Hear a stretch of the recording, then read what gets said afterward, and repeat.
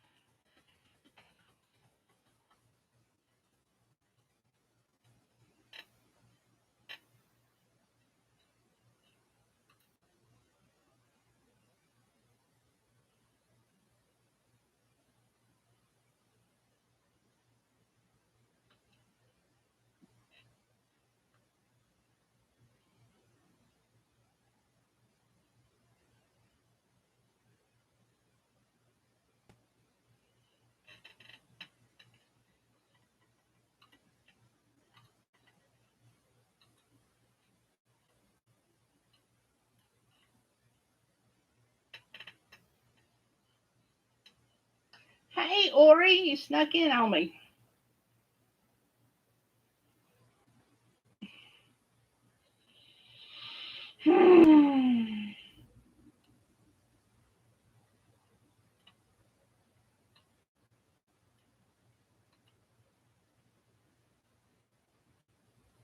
What, you guys had a whole conversation this afternoon I missed.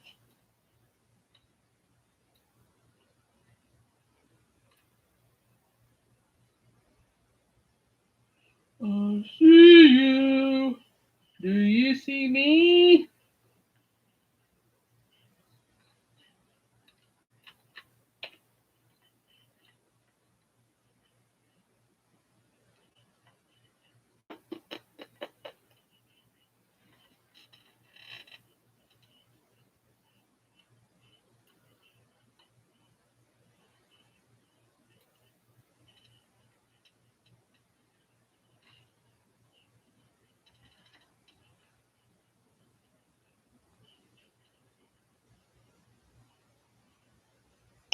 Oh no.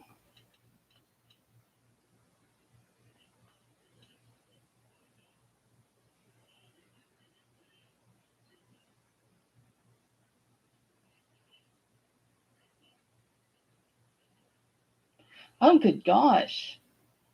Yeah, I was just reading the messages you guys had. I can't believe her niece is that. I'm 5'6", and I haven't weighed 97 pounds since I was 11. I think the smallest I've been since I got 5'6" was 115, and I looked like a skeleton then.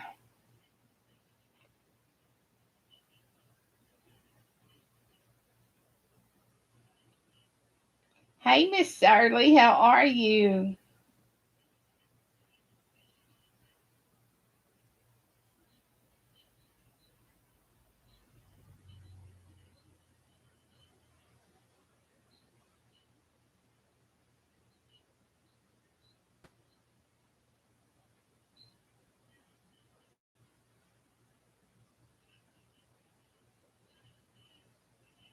Hmm.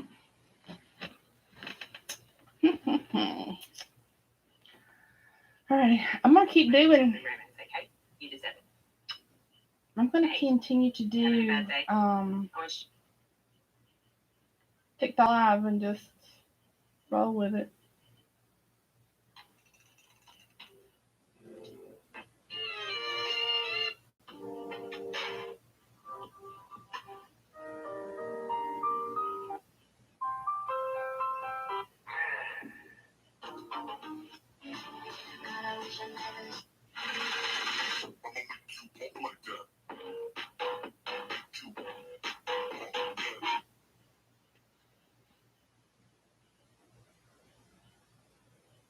I'll find some effects.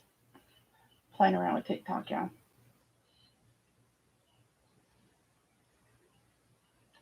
Yeah, I wasn't sure if she lived in Australia or the UK because I was reading.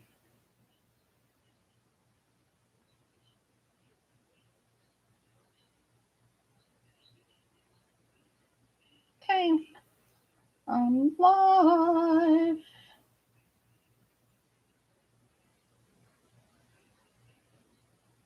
Oh, I'm gonna give myself a chin tuck.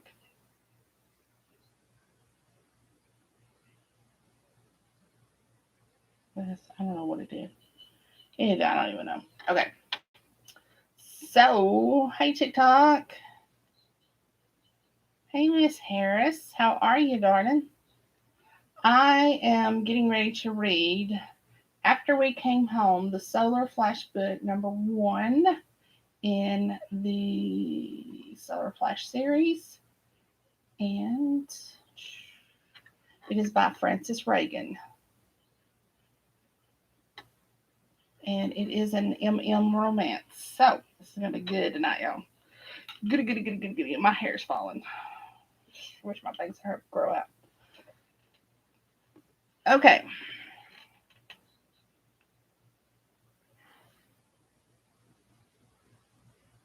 No.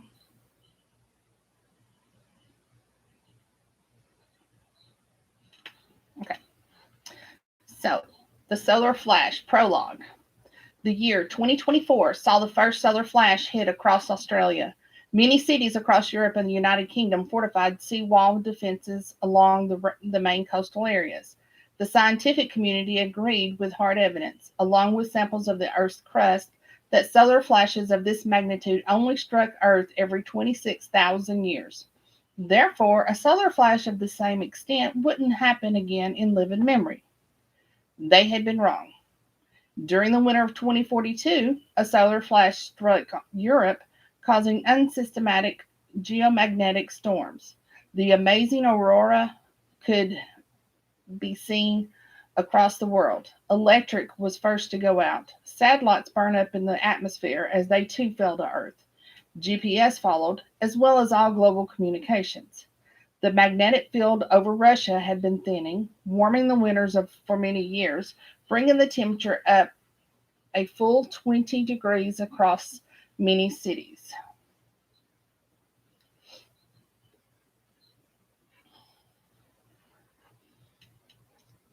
NASA had been decommissioned some 20 years previously. The flash happened 4 months after the solar maximum. Space weather experts were caught unawares. Governments across the world recognized they needed to pool resources together if humanity were to survive another flash. Underground military installations were overhauled to prepare in the eventuality it would happen again. Morse code had been reinstalled throughout the world to be used as a failsafe. During the solar flash, those that had pulled together resources used underground military facilities as a home for the next 3 years.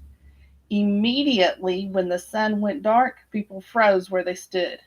While darkness brought Arctic conditions, storms rolled through Europe, along with earthquakes and the movement of tectonic plates. It would become the biggest disaster since the dinosaur extinction. Those in the mountains took themselves underground with what little supplies they had. All died from disease and starvation within the first 3 months. Seas rose. Tsunamis took out Ireland and most of the United Kingdom. Many people drowned in bunkers that collapsed as corners had been cut while building them. The United Kingdom was split into smaller islands. Most of Scotland survived, though none of the outer islands did. Birmingham and London still stood protected from the North Sea wall by reinforcements built some 20 years previously. Wales, Exeter, and Plymouth were underwater. Nottingham and Stokes borders were fortified. Many smaller islands worldwide sank into the oceans. Nina, I hate to say it, but you'd probably be in the ocean. There had been no formal warning given. Those who followed conspiracy theorists had been prepared. The preppers were said to have been crazy. They had been preparing for 20 years. They helped many people to survive until the United States sent in rescue. They, along with Canada and parts of Australia, became refugee countries. It was as if the theorists had a playbook as they took shelter in many of the areas least hit. In all countries across Europe, emergency routes were planned, the movement of governments, etc. They were thrown into disarray when routes had to be changed due to the severity of the aftermath of the solar flash. The British monarchy had been transported during the first loss of communications. Those who survived now lived in Australia as part of the British Empire. The British military came under scrutiny at the death of the youngest royal, who was reported to have been on board a plane with E Squadron that crashed en route to Australia. The British Army was decimated in the first few years of the flash, losing many rescue missions. Other Army personnel were lost while using the underground installations in Wales. Some of the first tunnels went down, trapping and wiping out full regiments, leaving only a limited pool of soldiers to glean from. Unit captains and other officers were often plucked from teams left. In the years that would follow, the British Army reformed all the special forces squads, going from groups of 16 down to teams of only 4, using only the elite from the Royal Marines. Almost all UKSF team members now came from this branch of the military. Two top teams of four operatives were formed: SF1 or Solar Flash 1 and SF2, often partnered with MN or Micronova SAS reserves. Australia had been the first to rise. Many indigenous people had known in advance, as it had been long foretold in their prophecies. They too had taken to underground bunkers. As the country of Ireland no longer existed, Choctaw people were Native America handed over part of their land to the Irish, and those Irish Americans gratefully accepted, claiming it as the New Ireland. They lived in harmony with the natives who had helped Ireland throughout the potato famine in 1847. Finding themselves New Ireland's neighbors and allies once again, still, some 30 years later, the population of New Ireland, Mississippi, was only 42,000 souls. Parts of the United Kingdom rose again, half of the size of the original landmass. All of the new bunkers under Canuck Chase had protected the British citizens. These had remained home for the first 3 years. All right, I gotta get gum or I'm going to die. My apologies, but I can already hear my throat kind of scratchy.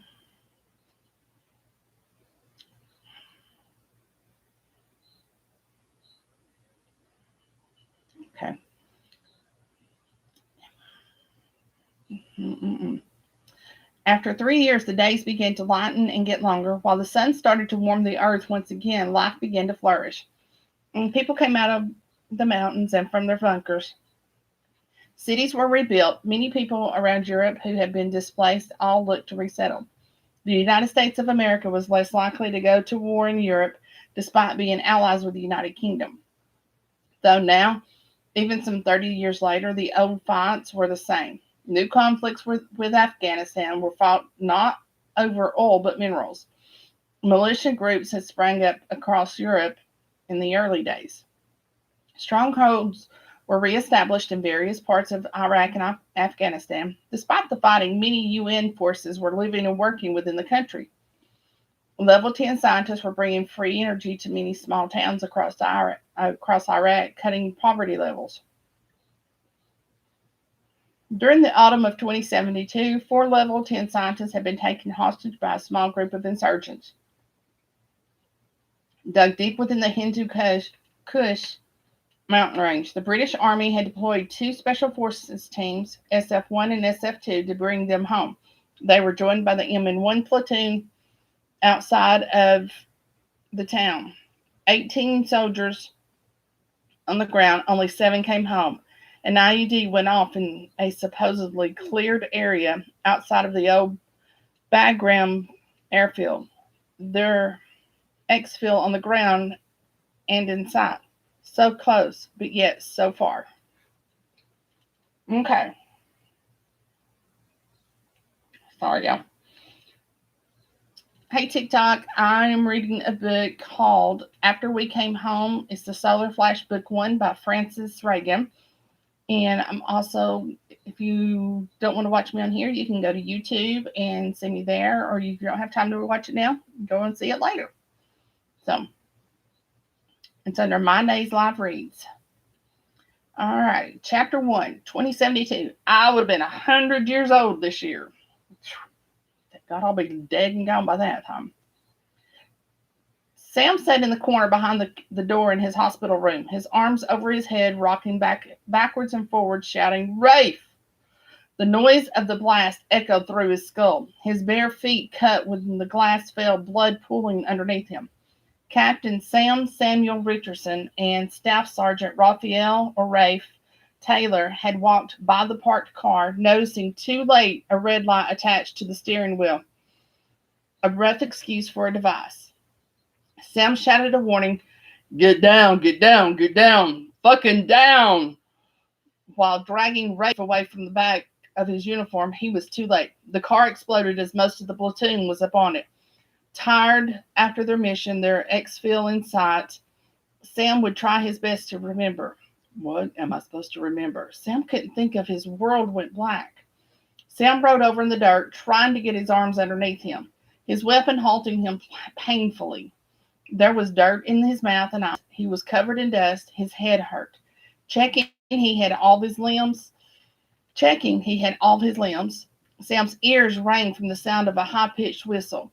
He quickly calculated it was from the explosion. Sam sat up, rubbing his eyes with his fist, gloves making them worse. His eyes were gritty. A voice in his mind was calling. No, it was screaming for Rafe. If he realized it was himself, dazed and hopeless. He knew they were just too close. Too fucking close. Where are you? Oh, God. Please. No, Rafe, Sam croaked. Scrambling to his knees, using his canteen, he tipped water over his face, splashing dust from his eyes, leaving dirty tracks down his cheeks. Rafe was lying on his back, not 2 meters from Sam. His gun lay across his chest. His uniform was singed and still smoking. The left side of his body had taken most of the impact. Sam stood gingerly, 2 feet, scrambling onto his wobbly knees. He half rose and half dragged himself towards Rafe. Rafe had been caught in the blast, his leg taking most of the impact as he lay in the sand. Sam roughly tied up his leg, using his belt to try to stop the bleeding. As Sam felt for a pulse, there was none. His helmet had been... I invited Twin on here. I was talking to him and checking on him, and he's out shopping right now, so, he can't come watch. He's such a dork.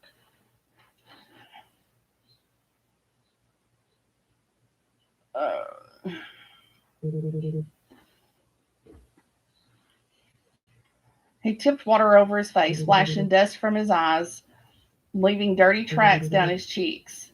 Rafe was lying on his back, not 2 meters from Sam. His gun lay across his chest. His uniform was singed and still smoking. The left side of his body had taken most of the impact. He stood gingerly, 2 feet, scrambling onto his wobbly knee. He half rose and half dragged himself towards Rafe. Rafe had been caught in the blast, his leg taking most of the impact as he lay in the sand. Sam roughly tied up his leg, using his belt to try to stop the bleeding. As Sam felt for a pulse, there was none. His helmet had been blown off in the blast, blood mixed with dust atop of his forehead. Sam shouted for a medic, though it came out more like a croak. Sam knew they weren't too far from their exfil site, turning his focus back to Rafe. Don't do this, brother. Don't you dare leave me, Rafe. Don't you dare fucking leave me. Sam checked for blockages as he tilted Rafe's head back, then started to breathe life back into his friend. The chest compressions continued, medics all around. Sam climbed over Rafe as they secured him to a bodyboard. Now kneeling astride Rafe, the lift Sam didn't remember. Blood dripped into his eyes and down onto Rafe's chest. His uniform cut open as medics had tried to get their monitors on him. Blood pooled on the floor at the hospital. Sam was confused. Where was he? No, Sam shouted over and over as the blast sounded in his mind and of a warning too late. A warm hand touched his arm, first one arm, then the other, pulling his hands from his head.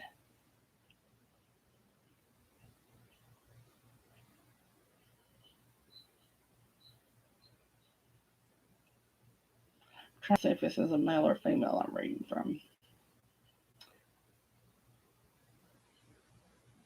I'm going to go with female. It doesn't say, it just says the doctor. Okay.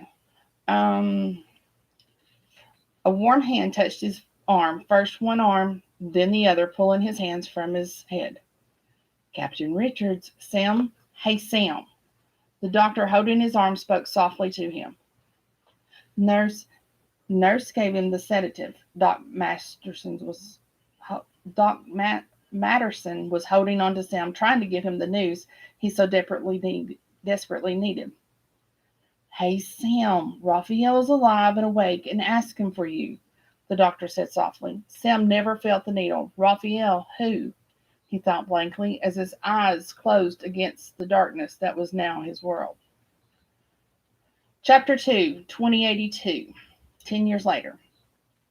Sam's apartment was his safe place. The penthouse was situated atop the tallest skyscraper in London, a mile from the docks. The view out across the Atlantic was Sam's entertainment most days, as he took in the view from his rooftop garden, which had been instrumental in him buying the space. The pool hadn't been a favorite. Sam had changed it almost immediately. Now a pool room with a rooftop of thick colored glass, he often sat up on watching the sunset.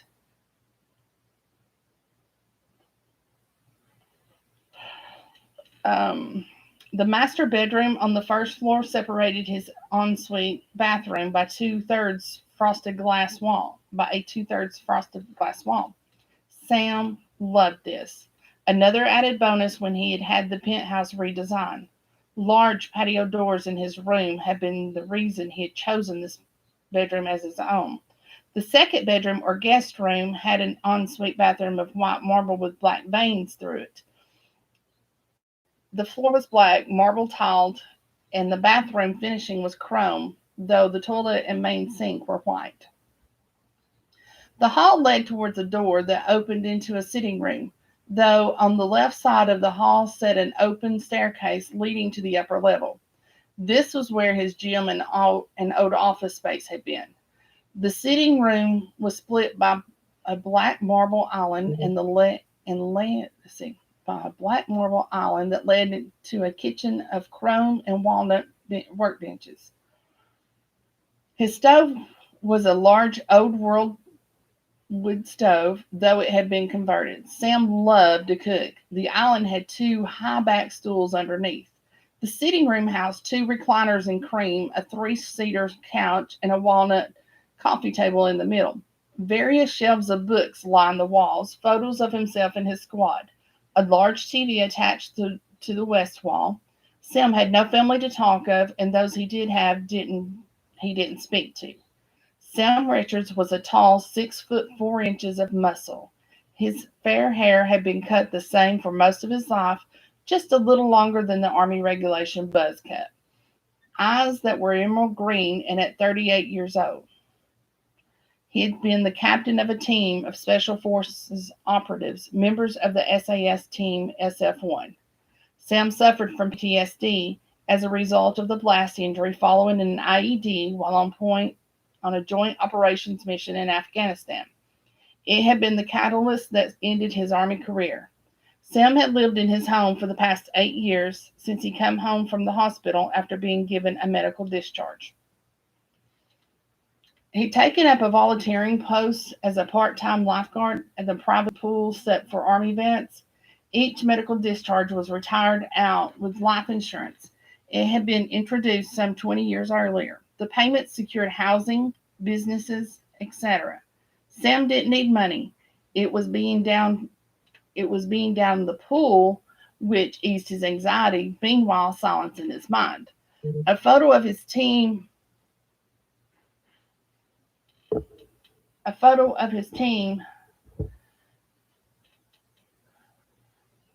sat in his sitting room on the shelf, taking only 2 weeks before the mission changed all their lives. Staff Sergeant Hooper, Staff Sergeant Callum, and Staff Sergeant Taylor stood smiling, arms around each other, glass in hand. They had been celebrating a rare night out. The photo served as a constant reminder to Sam who didn't leave a man behind. Sam still grieved for his teammates. Going to their grave every year on the date of the IED had changed all their lives. 20th of October, 2072.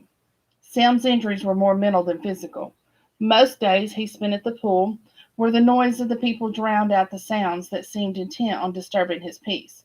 The sound of the bomb going off imploded through his brain at various times of the day. He often looked back over the history of the United Kingdom to glean security information, knowing they needed to be up high. Intelligence had always been Sam's forte, so him choosing to live in the penthouse in this building didn't surprise his friends at all.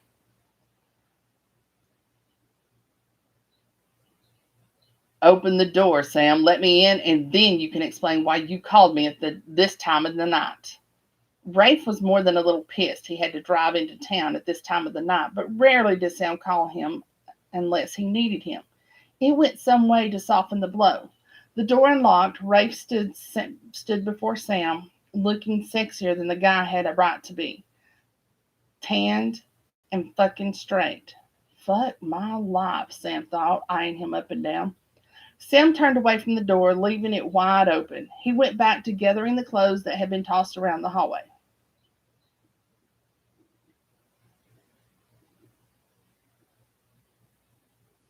It's Murphy, Rafe. Ain't you gonna invite me inside? Rafe asked. He knew he would get get on Sam's left tip by asking the question. He did it anyway. It was their way. Fuck off. Fuck off, Rafe. You come in when I don't want you to, and then demand entry when I invite you. Sam replied rather grumpily, heading towards his bedroom, picking up clothes off the floor as he went. What about him? Is he sick? Where is he? Rafe asked as he followed Sam, closing the front door with a slam. He's gone. He's gone. He has gone, Rafe. Just 13 short months together when he strode in through the front door and told me it was over, tossed shit around, said he needed more, then left his key. Not more of me, just more. Mercy said he couldn't cope with the meltdowns, said my issues were just too much for him. I just can't do it anymore. Sam stood with his back to Rafe, arms full of clothes, ignoring him. He dumped the clothes into the basket in the corner of his room. Sam was fed up with the dating scene. His first relationship out of the Army had been with Henry, an Army vet like himself. He also said Sam was like a mother hen, ending that relationship after 9 months. Sam was Rafe's best friend, brother, and confidant, the man who helped pull him out of his nightmares. Those that had been his daily life when they had come home from the war. They had a special relationship many didn't understand, though lately Rafe had been preoccupied. Raphael Taylor was 6'2" with soft brown hair and blue eyes. He had well defined muscles. Rafe had worked hard to get back to where he had been. He had lost the lower part of the leg, suffering burns to the upper left side of his body, while his uniform had protected the right. Since Rafe had come home from the fateful mission, he had more operations than could count, though it had gotten him to where he was today. His PTSD manifested more in nightmares than awakened flashbacks like Sam's. New medical advances over the years had seen Rafe in many of those programs. His body's weird genetics had rejected all improvements. Various hospitals had tried many different treatments, leaving him with the limp he had today. Rafe worked with some disabled veterans at Encrypted, a computer farm set up to help protect encrypted data from local law enforcement and protection firms. Many of them were ex-Royal Marines. Data that had been lost in the flash was lost permanently. Rafe's job was to ensure it didn't happen again. Encrypted was co-owned with Sam as a silent partner. By Sam's own admittance, he knew jack shit when it came to computers. Intelligence was his thing, not IT. Sam had come out as gay while in the Army, though Rafe had done his best to protect his friend through all the teasing that had inevitably come as more and more of their team had learned the truth. It had been good-natured ribbing, as two of the SF-1 SAS team were gay. Rafe stood in the doorway, leaning against the frame, one leg crossed over the other, his arms folded. What else did he say? Because that's no fucking excuse. He knows you have issues. Fucking hell. Sam, I'm sorry. Sam turned. Mercy said he wanted more. Said I was too over fucking bearing. Me? Overbearing? I only wanted what was best for him. We went to the Mirror, that club over on Camden Way. We met up with some of his friends. He introduced me to a guy, Stuart, he was called, not my type. On the way home, he drops a bomb, saying he and Stuart had been part of a threesome. I take it that's not your thing, Sam? No, it's not my fucking thing, Rafe. When have you known me to be with more than one man at a time? But he's young. Maybe it's a thing nowadays. Rafe asked, reaching toward Sam, gripping his forearms. Sam's breathing increased, his head lowered. Sam, it's okay. It's his loss. You're a good man. Fuck, I would do you. Sam's head shot up. You would? A smile on his face.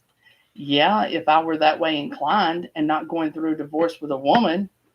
Rafe worried for Sam. He always had. The big burly man had come back from the war with many problems. We both did. Sam smiled. Yeah, well, you're not, are you?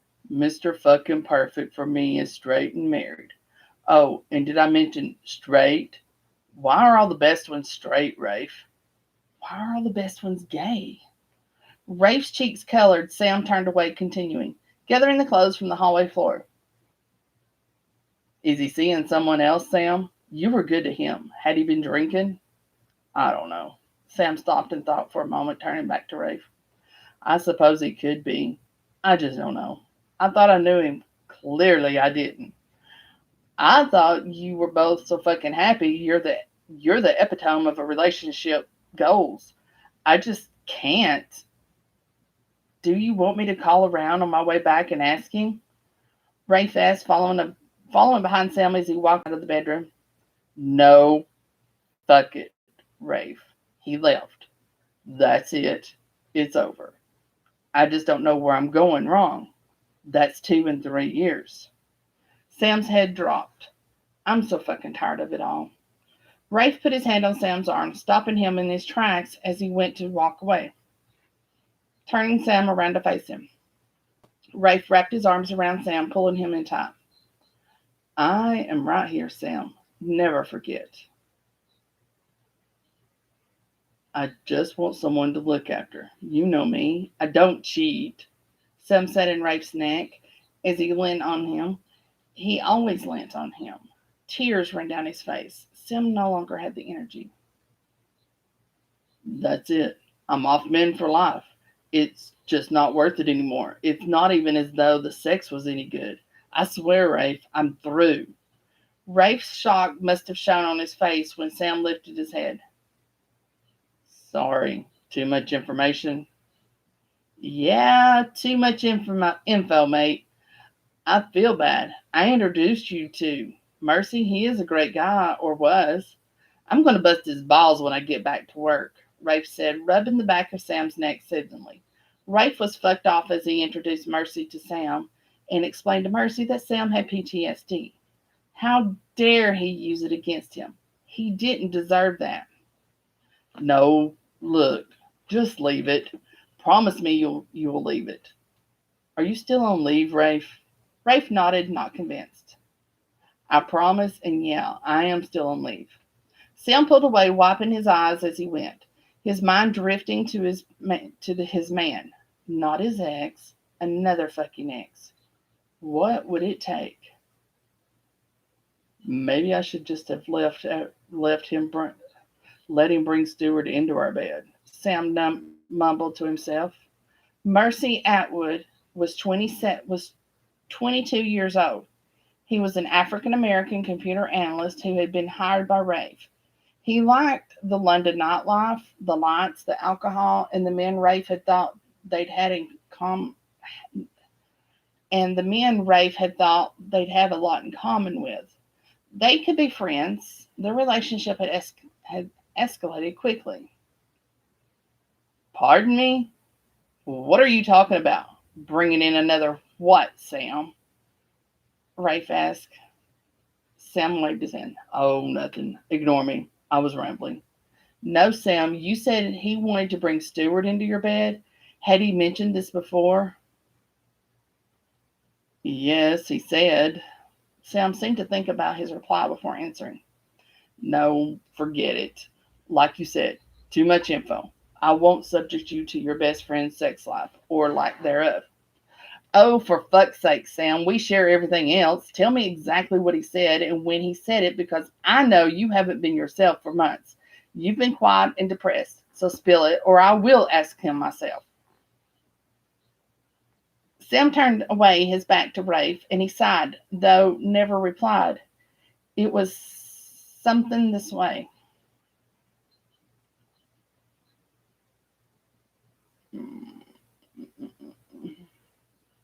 It was sometimes this way. Rafe watched his soft eyes. He felt protective of Sam.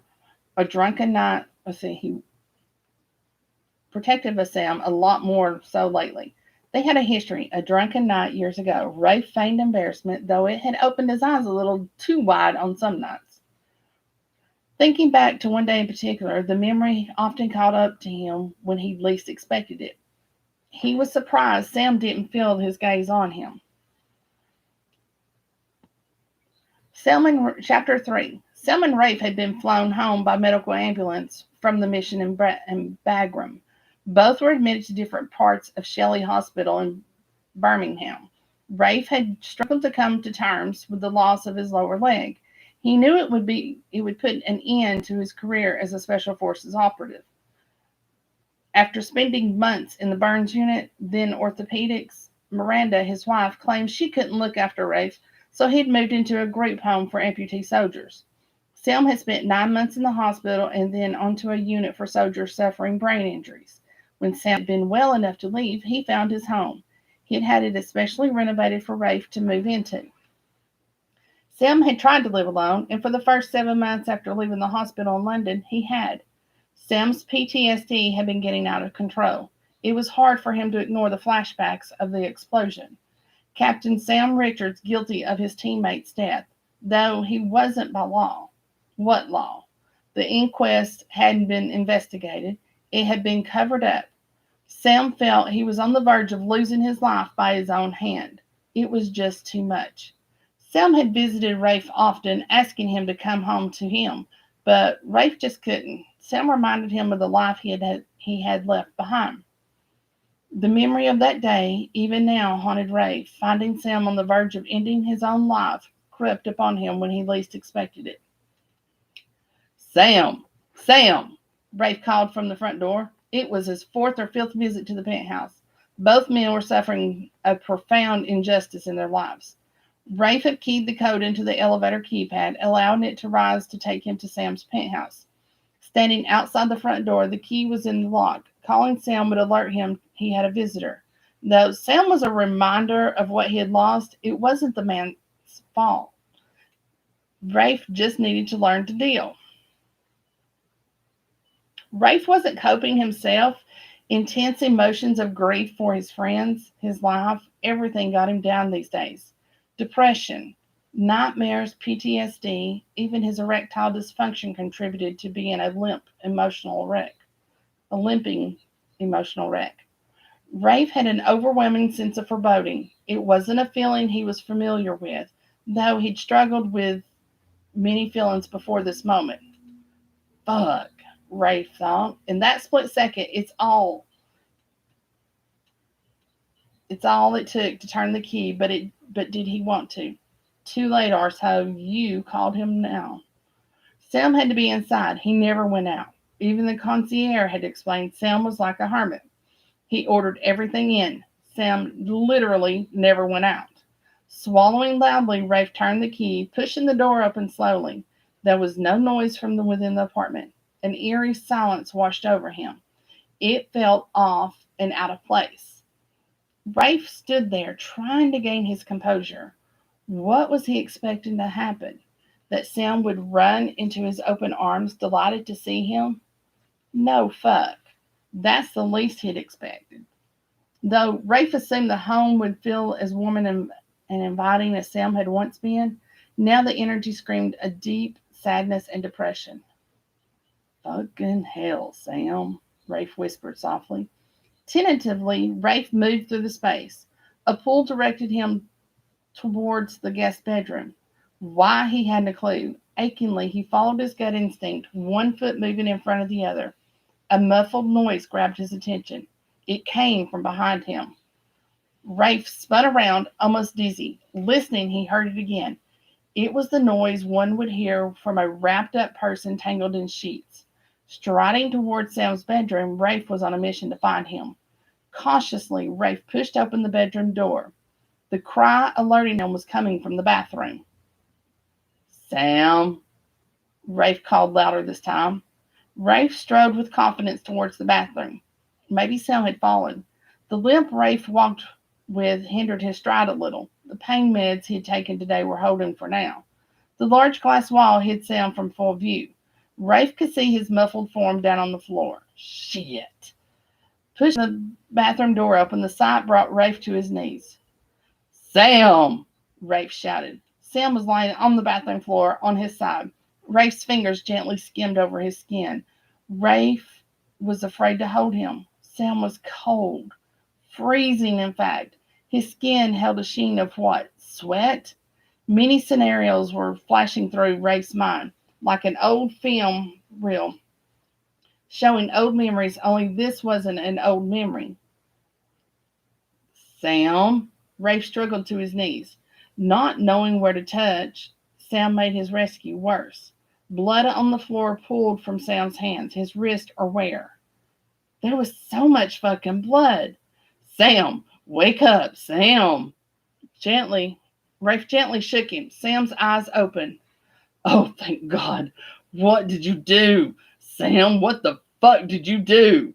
Rafe pulled the towel off the towel warmer nearest to him, throwing it over Sam's incoherent form. He needed to warm him up fast, though he also needed to get help. Slipped, cut, bombs, noise guns, Hooper, Rafe, Hooper and Callum, they're gone. They're gone, Rafe, fucking gone. Someone called clear. They said it was clear. Calling the exfil, Rafe, the path is clear. Sam was deeply incoherent. Rafe grabbed the towel off the sink, tearing it into thin strips, wrapping them around Sam's hands, one at a time, still not knowing where the blood was coming from. Rafe, Sam said, grabbing his wrist with his grip. We have to move, Rafe. There is a bomb in the car. Move, Rafe. Fucking move. With the lack of movement behind the urgency, Rafe knew Sam needed help. Sam, I need to call for help. I will get you some help, I promise. Stay with me, please. Stay with. The grip Sam had on his wrist finally loosened. Rafe stroked Sam's forehead softly. Pulling the phone from his pocket, he dialed 999. And this is all UK stuff, so.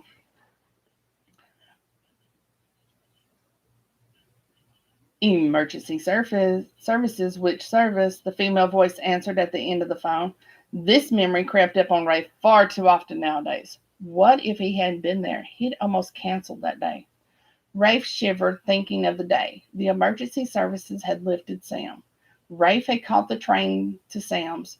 There had been a march through London that day, and the roads were congested. It had been pills. Sam had taken too many fucking pills. He'd slipped in the bathroom high from the medication he'd taken to end his own life. The emergency services called in a helicopter as Sam slipped into a coma while paramedics worked on him. The guest bathroom floor was covered in blood and pills. The devastation had been a wake-up call to Rafe's soul. Sam was his soulmate in whatever form. Friends, brothers, Sam was his. It would take a lot before Rafe could let Sam go to a man that loved him. He would help Sam find happiness. He really would. Okay, chapter 4. This is going to be the last chapter. Sam slowly turned towards Rafe. His blue eyes still hinted at sadness. Even though the smile on his face was fake, there wasn't an expression he could hide from Rafe. Rafe knew Sam sometimes better than he'd known himself. Hey, did you hear who she was? Did you hear from she? Okay. Hey, did you hear from she who must not be named? Sam asked as he decided to change the subject. God, he was happy that bitch was on her way out of his friend's life. Sam knew Rafe deserved so much more. Nope, thank God. We live in the same house and I don't even see her, Rafe replied, the memory still fresh in his mind of that fateful day he found Sam. Now, if I can set you up with a nice woman from the pool, what do you say? Sam joked, even though he still felt sad Mercy was gone from his life. You can fuck right off, Sam. I'm off women for life. What a right pair we are. And stop changing the fucking subject. You always do that. If if if you're off women and I'm off men, where will we go this weekend? Sam asked, walking by Rafe. Sam strode into the hallway and into the sitting room, turning. He didn't need to see if Rafe was following him. He was. Sam walked through the sitting room into the kitchen, opening the refrigerator and taking out 2 bottles of beer. Sam opened them, sliding one along the island to Rafe. Now, Sam, spill it, but please, before I worry. I have noticed you this past few months. If it's anything like what Miranda says about me, why fucking worry? Okay, Rafe. Mercy said I was boring in bed. I thought we'd had a connection. Clearly, I was wrong. The more I think about it, and as sad as I am, it ended the way it did. I'm almost relieved. If I was boring in bed, then imagine years of bad sex. Sam lifted the bottle of beer, drinking it down. Perish the thought, Rafe smiled sadly. Sam noticed his smile didn't reach his eyes. I need to ask you something. I want you to just think about it. Sam took a long swallow of his beer before walking across the sitting room to the window. Looking out, he sighed. The view was fantastic, nothing but a clear ocean for miles. You're thinking too hard, Sam. What's on your mind? What do you want me to ask? What do you want to ask me? Rafe followed Sam into the sitting room. Rafe was watching him. Is he nervous?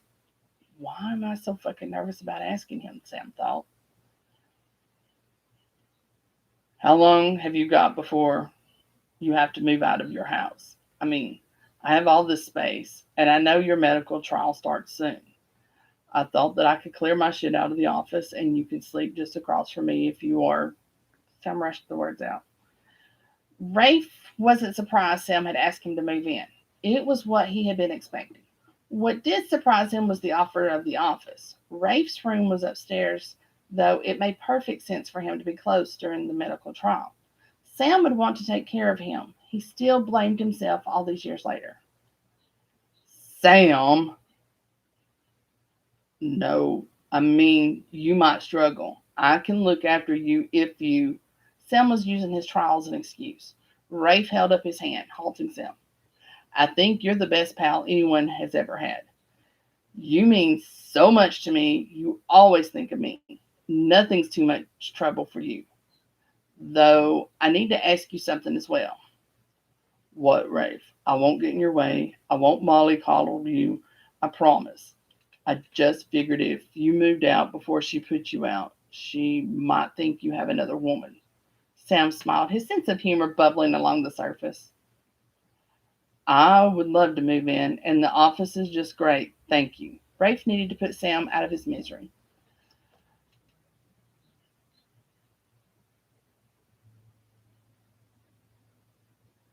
I need to ask you something, and as much as I really don't want to trigger you, I need someone to go with me to the hospital at Shelley Orthopedics in 2 days for the pre-op assessment.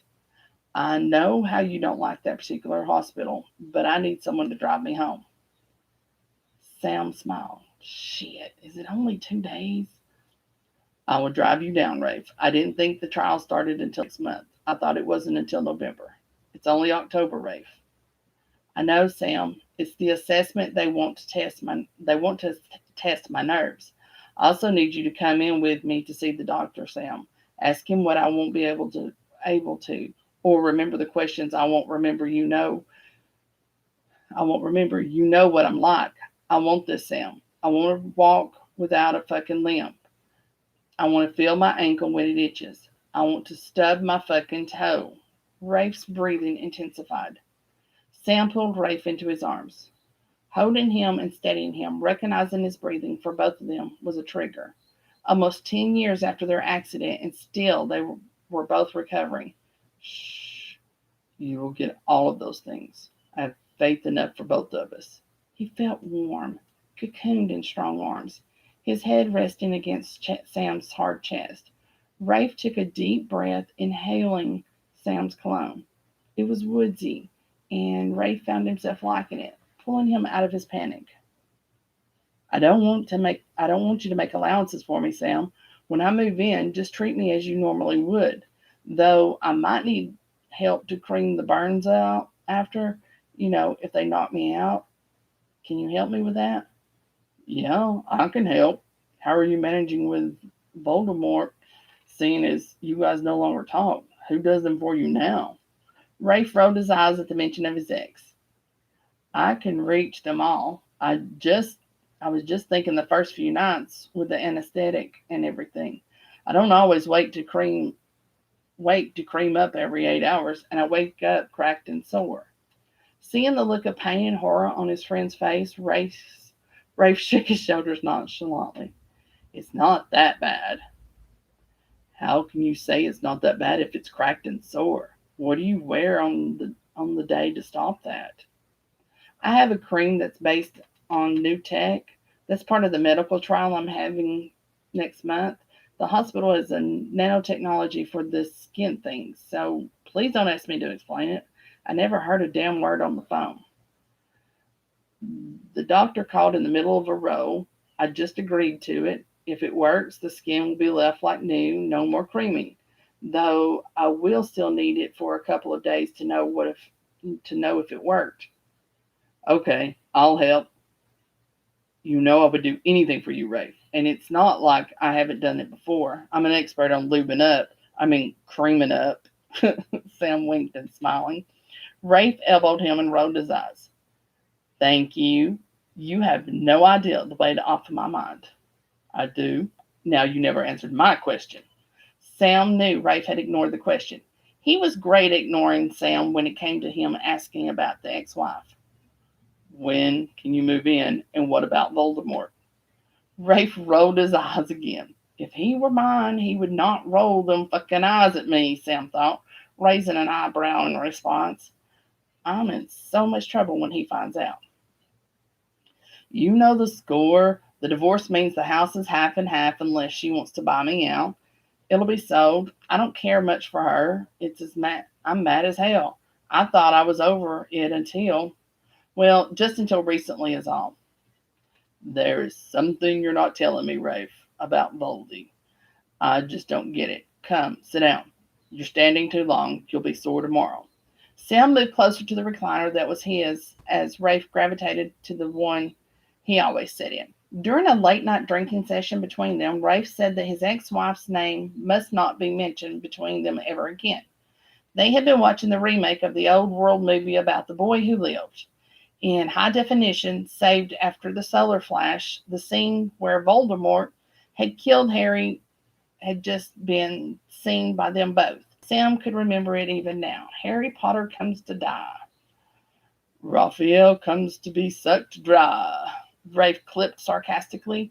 He had been in talks with Miranda's lawyer for that day. Sam had almost choked on his beer. His meaning obviously wasn't the same as Rafe's, though Rafe had seen the joke weeks later, and now the ex-wife was aptly named Voldemort.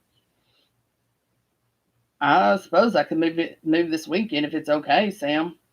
That's it. Then it's settled. You'll live here until your medical trial is over and you're back on your feet.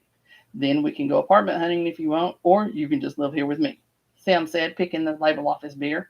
Rafe watched him wearily. It was a gesture Sam did when he was nervous, when they were chatting and drinking. Talk, Sam. Talk, Sam. What's up, mate? Watching Sam was almost Rafe's new normal, though lately it was staring feelings he wasn't sure he wanted to analyze. Just thinking about my first ex, Henry.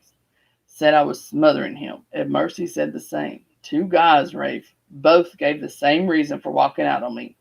Am I smothering? Sam asked, his voice low, his thumb and forefinger rolling around some of the labels on the beer bottle. No, you're not smothering. What specifically do these men claim you do that's smothering? Fuck, Rafe. I only want to look after someone. I'm not used to being alone. It's not good for me. I overthink sometimes. I cooked all our meals. You know I love to cook. Made lunches, washed clothes. You know, the normal things. I didn't pester them when they were not here. I wasn't a hanger-on. So what did I do wrong? Rafe knew Sam would come back to this. He was an overthinker. Would worry until his mind settled on the problem. If Sam couldn't figure it out, then he would eventually let it go. Look, Sam, some guys just don't appreciate you. It's nothing you are doing wrong. It's them. Both of them. It's them. Both of them. You're a free man. Any man would love to have you on their team. I mean, come on. Look at you. You're a good looking man.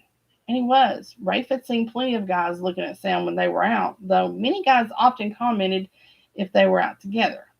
All too often, asking Rafe could they dance with his boyfriend or were they in an open relationship.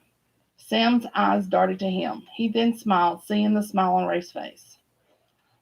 Though that's just fine, Rafe. I don't want to be arm candy. I want a man who can challenge me, I can talk to. Someone who doesn't mind me looking after him and doesn't whine about it. I don't want to be a daddy. That's not my kink. I am just. Wait, what? Coughed Rafe, swallowing a mouthful of beer too quickly, starting a coughing fit, holding up one hand to stop Sam from continuing.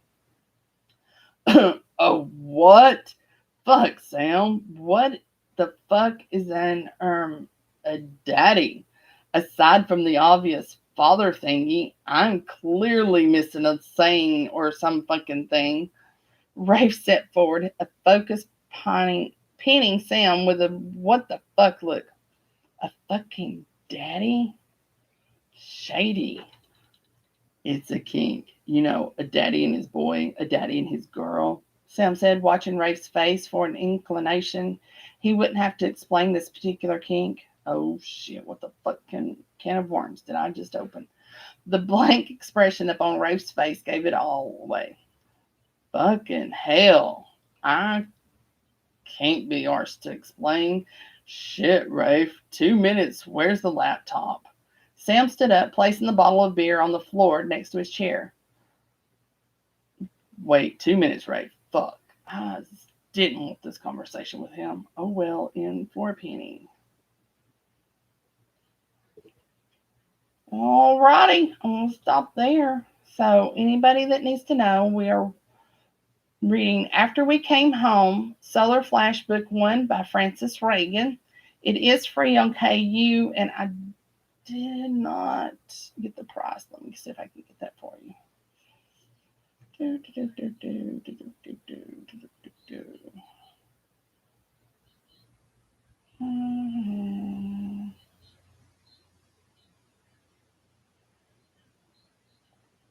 Well, I see Karen and Ace showed up. There it is. See in store.